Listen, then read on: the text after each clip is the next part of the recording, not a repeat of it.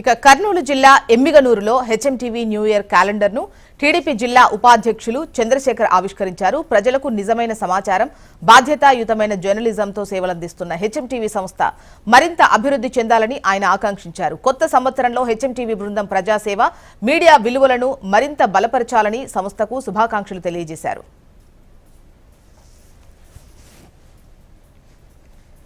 HMTV calendar ఆవిష్కారం చేసినాము. చాలా సంతోషము.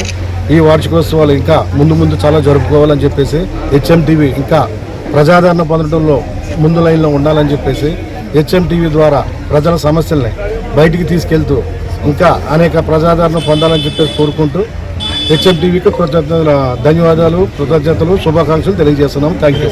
25 క్రిస్మస్ అయిన కారణంగా అందరికీ క్రిస్మస్ సోదరులందరికీ క్రిస్మస్ శుభాకాంక్షలు తెలియజేస్తున్నాము.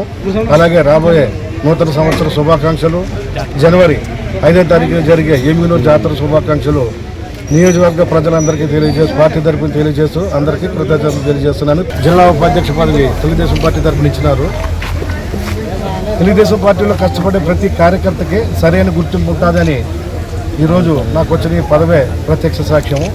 దీంట్లో భాగంగా మా గౌరవ శాసనసభ్యులు జయనాగేశ్వరరెడ్డి గారు ఆశీర్వాదాలతోటి ఆయన మేము పడిన కష్టం చూసి మాతో పాటు ఇంకా 6 మందికి, అలాగే మండల కమిటీలో కానీ, గ్రామ కమిటీలో కానీ, జిల్లా కమిటీలో కానీ, స్టేట్ కమిటీలో కానీ ఎవరి స్థాయికి తగ్గట్టు వాళ్ళకి సరైన న్యాయం చేకూర్చడంలో మా జయనాగేశ్వరరెడ్డి గారు ముందు వరుసలో ఉంటారు. ఆయన